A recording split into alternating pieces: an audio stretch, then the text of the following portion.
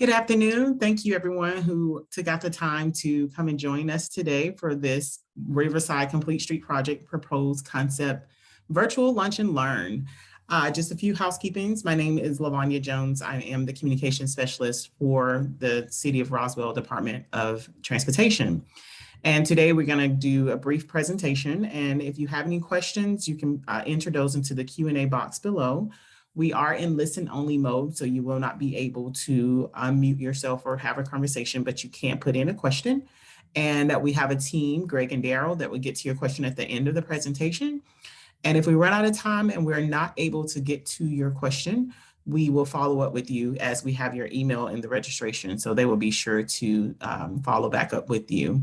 In addition, please note that this video is being recorded and it will be placed on the website for future viewings, as well as if you go to www.roswell.gov/Riverside, there is also a survey that you can take to provide input about what the things that you like that you hear today and any comments that you would like for us to know.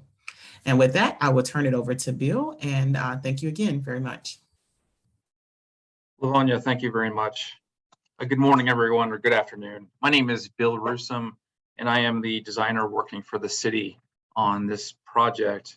And what I'm going to go over briefly is the goals that the city has for the corridor, what was behind some of the decision making that we will show, and then I will go through the proposed project concept in some detail before we open up for questions. And just a moment.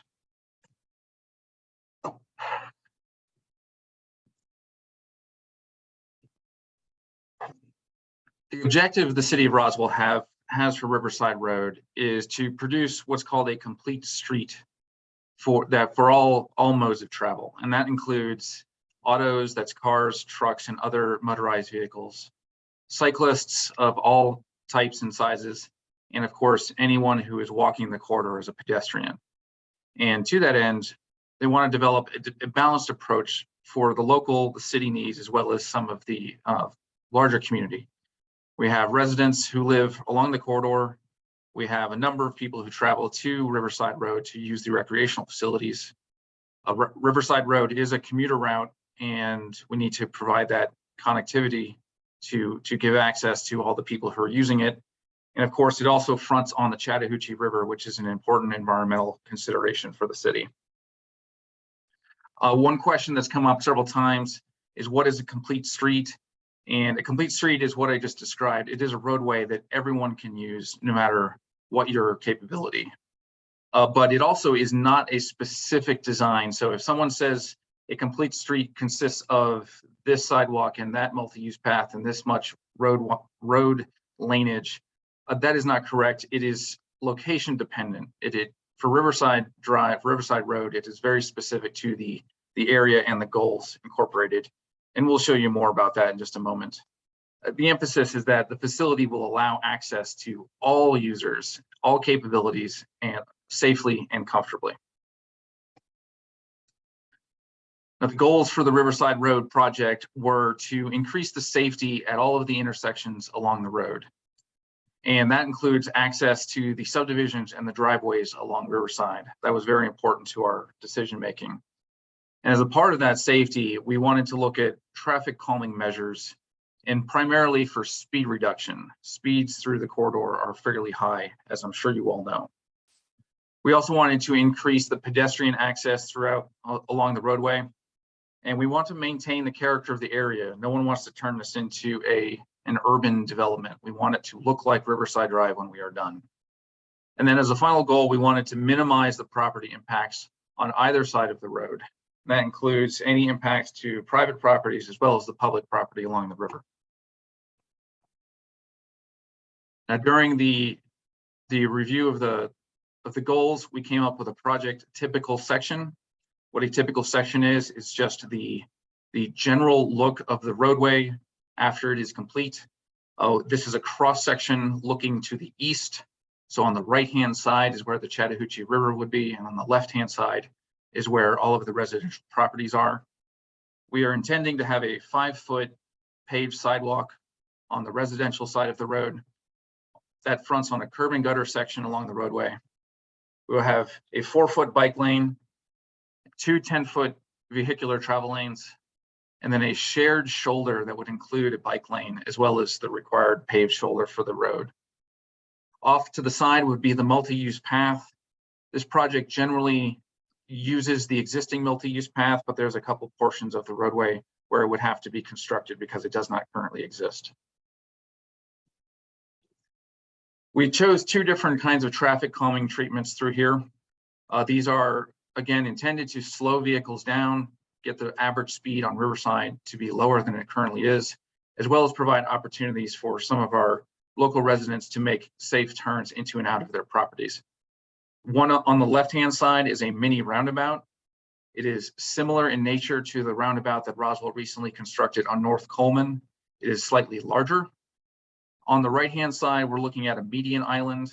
This is a treatment that you may have seen being constructed around the metropolitan Atlanta region recently. It is simply a wider section of the road where a raised median is installed. This makes a vehicle deflect, turn just slightly as they're going through it, and that tends to lower the average speed. Now, some of the questions that might come up and we want to address up front is why we did not include any signals on this particular proposal. The reason for that is that except for Old Alabama and Dogwood and Riviera, where there are existing traffic signals, none of the side streets have sufficient volume of traffic to justify a stop and go traffic signal. And leading onto that, an unjustified traffic signal does not actually increases crashes, and that is not something we want to do. Studies also shown that signals are not an effective traffic calming treatment for reducing speeds. And as a further item to that, people are asking why we didn't use left turn bays for some of our turning treatments for the side streets. Part of that was one of the goals of the project. We did not want to impact public or private property any more than necessary. A turn bay does require widening, and we felt that the roundabouts, the mini roundabouts, would provide the necessary turning opportunities. And a further question we've got is why we are not showing any modifications at the intersections with Dogwood and Old Alabama. As the beginning of this project, we did look at the traffic and the capacity of these intersections. And while we fully acknowledge that queuing at these intersections in peak times is quite large, to address that concern, we would have to substantially increase the size of the approaches. And that increase in size would lead to lane widenings, extensive property takes, and it just did not address the goals of the project.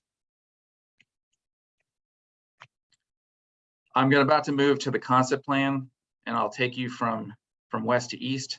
But I'd just like to end that by saying that there's additional information that's available on the city website, along with the survey, as Lavanya mentioned, which is at that link, which I'll give you just a second to note down before I move on to the next item.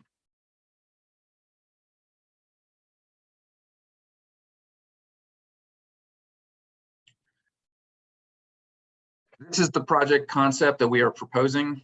And as Lavanya had mentioned, and we've mentioned on the website, this particular layout is what we feel addresses the goals and needs of the project, but it is certainly that it is a proposal. We are looking for input and nothing is set in stone yet. We are looking forward to seeing all of your comments so that we can update this prior to getting it approved through mayor and council. Now, just to give you a heads up on where we are, this is, of course, Riverside Drive starting at Riviera. This is Riverside Park. This, of course, is the Chattahoochee River. And then State Route 400 is right here on the edge of the map. This is the intersection with Dogwood, and the intersection with Old Alabama is just off of the map on the right-hand side. I'm going to take you closer in, and I'll go from west to east and explain some of the features of the project.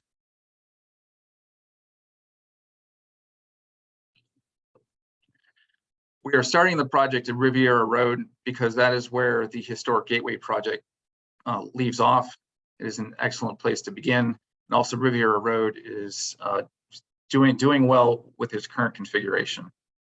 We are maintaining the existing multi-use path on the south side, which is on the riverside, Any place where you see us just dashed lines, that means that everything is in place and we are not planning to impact it. Any place where you see a shaded line is something that we will have to construct. Through the orange, that is our multi-use path. Along Riverside, you'll note that we have our sidewalk on the north side of the road fronting the residential properties. This would, of course, require us to reconstruct driveways through here because currently we do not have a curb and gutter section. Our first major traffic calming and intersection improvement is at River Lake Drive, which is immediately across from St. Andrew Church. This would be a mini roundabout that would allow for the turns into and out of River Lake Drive. It would also provide pedestrian crossings north and south across Riverside Road. These pedestrian crossings are something that was identified as important so that people can access the recreational properties.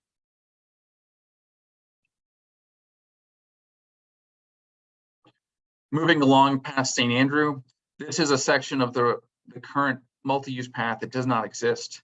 The multi-use path begins approximately here and here. We are going to develop that through so we have a continuous path from Riverside Park all the way down to Eves Road. The sidewalk on the north side continues, and through here we're envisioning limited roadway improvements, merely constructing the typical section that we presented earlier. The next major roadway change is at Taming Drive. This is also across from the proposed redevelopment at Ace Sand, which is currently under work. This roundabout would give us the same access into and out of our side streets, as well as provide access to the city property being redeveloped. And I apologize for my IT department. Greg, can you take over for just a moment, please?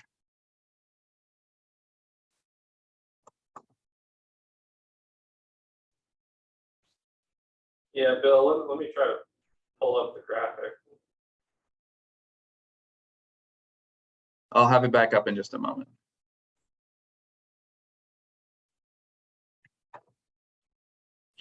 Actually, while you're doing that, we actually have, we'll answer 2 questions real quick that we've gotten so far.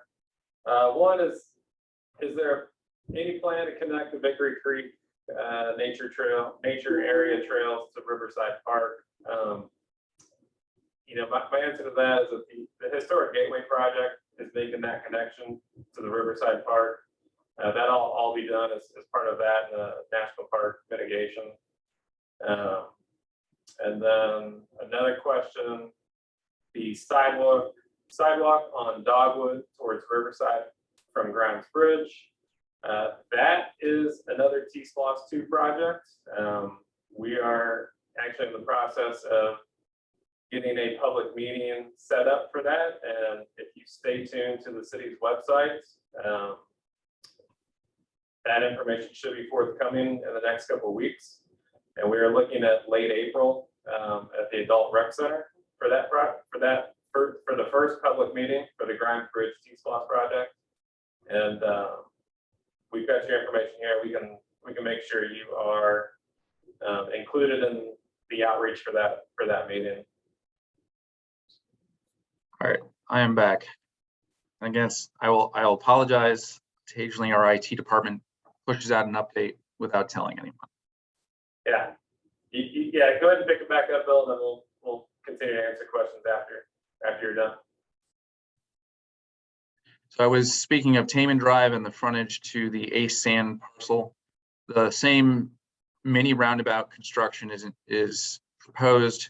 This would provide the same left out and left in access for Taming, as well as the Ace Sand parcel. And it would bring the multi-use path along the frontage of Riverside across the new driveway and then tying into the existing multi-use path that's already out there. Along the north side, we're continuing the sidewalk. And of course, the roundabout provides that safe pedestrian crossing at the intersection.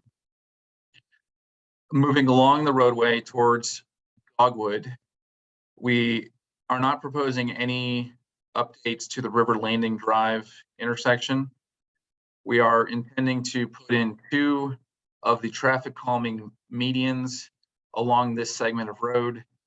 These locations, I will say, can be shifted. They are merely, illustrative at the moment. However, we do intend to put a pedestrian crossing somewhere through here so that it can connect up to the multi-use path and provide that safe pedestrian connectivity from north to south.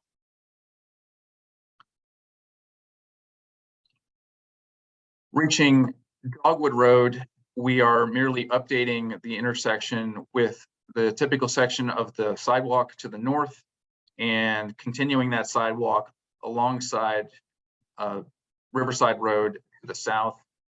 You may ask why we do not have it on the other side of the road, and the answer is because of impacts to the Stair Route 400 bridges. I believe we're going to be looking at that with GDOT doing their managed lane project, but at the moment, this has the least impacts and does provide the pedestrian connectivity we're looking for. I will illustrate, we received the comment about connection to the Grimes Bridge project, which is up Dogwood Road, and that will be part of our design work, making sure that we do have those pedestrian connections and they're meeting up in a way that makes sense. And then continuing down to the Stair Route 400 bridge, the concept plan currently ends right here with the sidewalk. We haven't continued it any further past. We have received a couple comments about the multi-use path, which at this location is paved, but past 400 and moving towards Old Alabama is not. And that is something we're going to look at when we get to actual design work. Greg, that ends my part of the presentation, unless you want me to highlight any particular issues or specific parts of this layout. Bill, we've got one question there at Riverside Landing. They're asking about why the planned crosswalk is further away from that entrance on both of those sides, and if there's a possibility to maybe move that closer to the entrance of Riverside Landing. That was at River Landing? Yeah. I'm sorry, that's Taming. That's River Lake. We're talking about the north-south crosswalk. Yeah.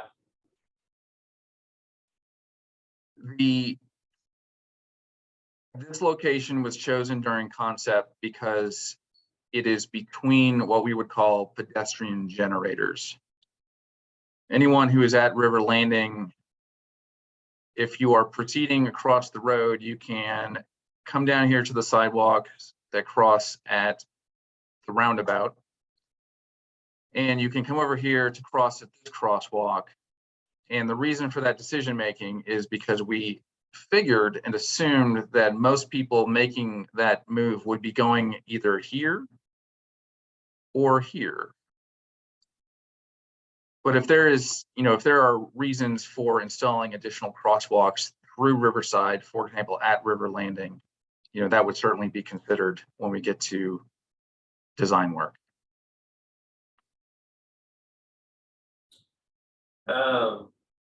All right, so we've got another question.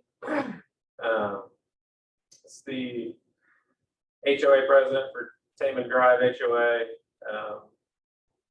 They want to know, is the roundabout at Ace Sands, is the roundabout mainly for Ace Sands, or I guess, yeah, that's the question. Is the roundabout mainly for Ace Sands and Taming Drive?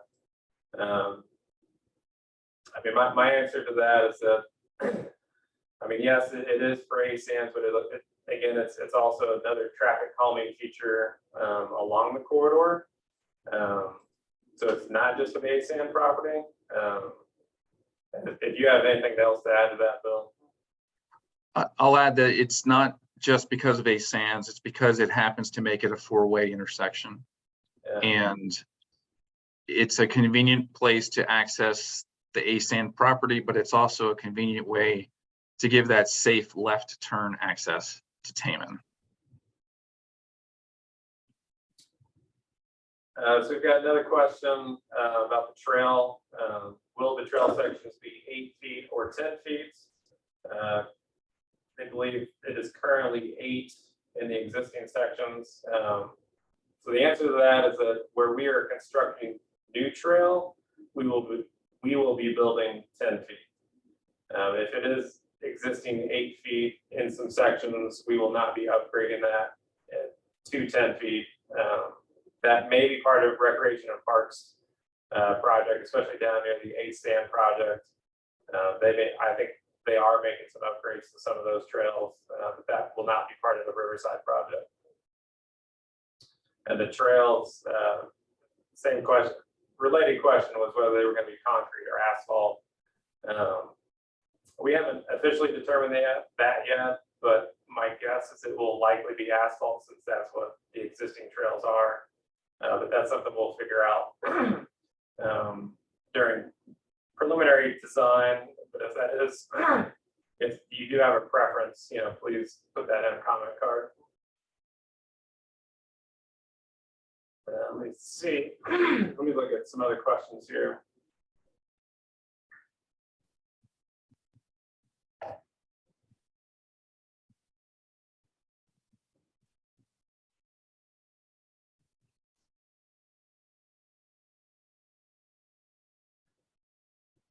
Can the medians be pushed to the edge of the roadway as a buffer between cyclists and cars rather than in the middle of the roadway where it's just pushing the cars towards bikes?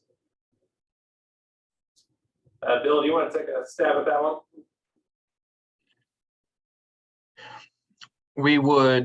The intention behind the medians as shown, which I will bring up to the screen, is about the car traffic calming.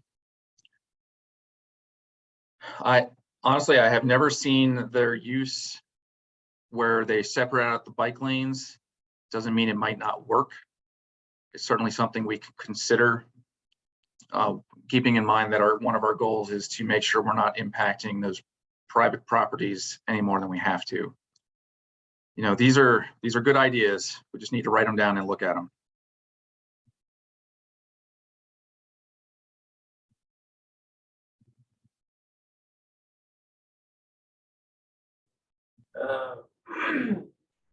All right, so it looks like, we've got some frequently asked questions that came up at the meeting. So Daryl and I are going to ask a couple of those and kind of go through some of those answers. So if you want to ask this first couple.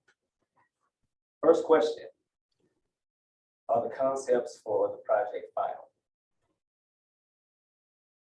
Like the question, yeah, and answer. Okay. Are the concepts for the project final? No, we are currently gathering input for the residents in the survey. They can be found on the website www.roswellgov.com/Riverside, and that's where we'll be having all of the updates and anything current that's coming up, the survey, and so on and so forth. Next question: if roundabouts are selected, are they large or small roundabouts? The proposed roundabouts are mini roundabouts, smaller than ones that you see on Grimes Bridge, Warsaw, Norcross Street, or House Henry, but larger than the mini roundabouts that were installed at North Coleman and Lake Crest Drive. So another one, we've gotten, is it possible to have the separate bike lanes?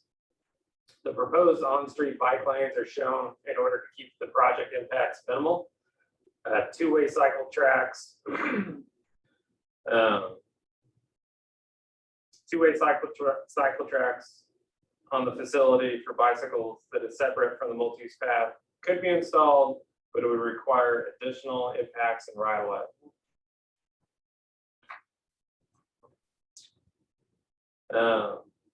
Then the question, can you explain how a roundabout slows down traffic, and is there a benefit to roundabouts? Roundabouts feature channelized curved approaches that reduce vehicle speed, entry lane yield signs that give right-of-way to circulating traffic within the roundabout, and counterclockwise flow around a central island that minimize conflict points between vehicles. The net result of lower speeds and reduced conflicts at roundabouts is an environment where crashes that cause injury and fatality are substantially reduced. And just a continuation to that, The proposed roundabouts, our proposed roundabouts, will slow the vehicular speed on Riverside Road by providing channelized, curved approaches to the intersection, which require drivers to maneuver as they approach the intersections. They also break up the roadway visually as you are driving, which leads to slower overall speeds. Another question we have is, I am unable to turn out of my side street on the Riverside due to traffic backing up during peak periods. How will this project address this issue? The proposed roundabouts at River Lake Drive and Taming Drive will not keep vehicles from queuing during the peak times. However, they will provide opportunities for a two-stage left turn where you can enter the roundabout, then move through the counterclockwise circle until you can see past the stacked up vehicles. That's the vehicles that are queuing. Also, legally, roundabouts require vehicles entering to yield to vehicles already within the circle. So we've got a question, what is the anticipated cost? Right now, the T-SPLOST budget that was approved was $8.7 million. That is for engineering, right-of-way, and construction. As we take the comments and make tweaks to the concept, we will be producing cost estimates. Moving forward, we will be presenting that to the council to ensure we are within, the current project budget. And then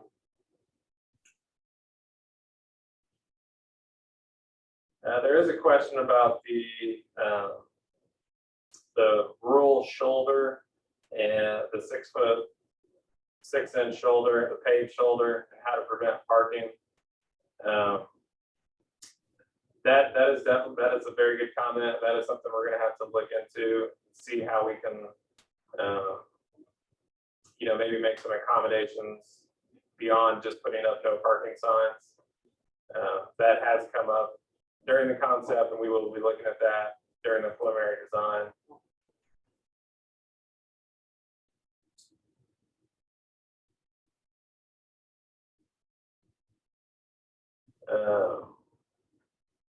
Let's see. Another question we've gotten is, what are the next steps in the timeline for when construction will happen? The next steps at this point, we have the comment period to submit comments is still going to be open for another week from today. Once that comment period closes, our consultant, Michael Baker, will be analyzing all the comments we received and seeing what tweaks and changes we want to make to the proposed concept. And then we will be presenting the proposed concept to the mayor and council for approval. Once that happens, we will begin preliminary engineering with the approved concept. And then at this point in time, when we do the approved concept and we start the preliminary engineering, we will have a schedule developed at that point. And at this point in time, we don't anticipate construction starting any earlier than 2025.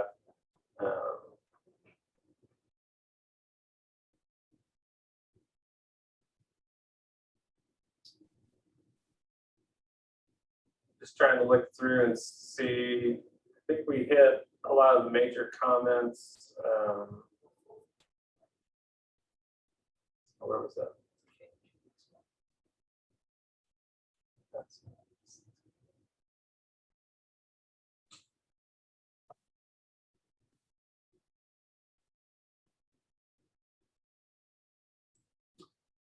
Is there any proposed street lighting along the project? There will definitely be lighting at the roundabouts. We are not necessarily proposing lighting up the multi-use trail along this corridor just because it is kind of a sensitive environmental area, especially with the river nearby and everything. If you'd like to see lighting, I mean, that's something, feel free to put that in the comments.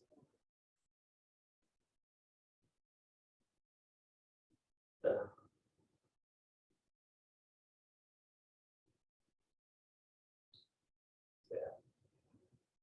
think that, Bill, do you have any other comments you'd like to add at this point?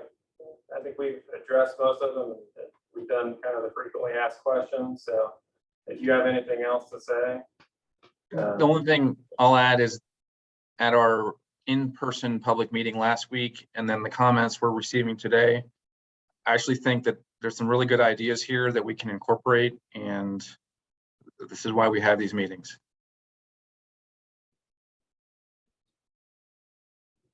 Well, with that, I thank you all for taking the time, attending this meeting today.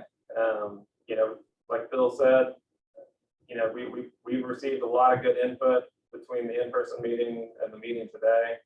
And we will be taking those comments back and looking to see what kind of tweaks and improvements we can make to this concept that the citizens and the mayor and council will be happy with. Please stay tuned. If you want to be put on the list to stay up to date with the projects, like Lavanya said, please send your email. You can send it to Daryl DeJean through his email on the city's website, or you can, when you submit a comment card, you can put your email in there to be kept up to date. And as we go through this project, and we appreciate everybody's time and hope you enjoy the day. Thank you all.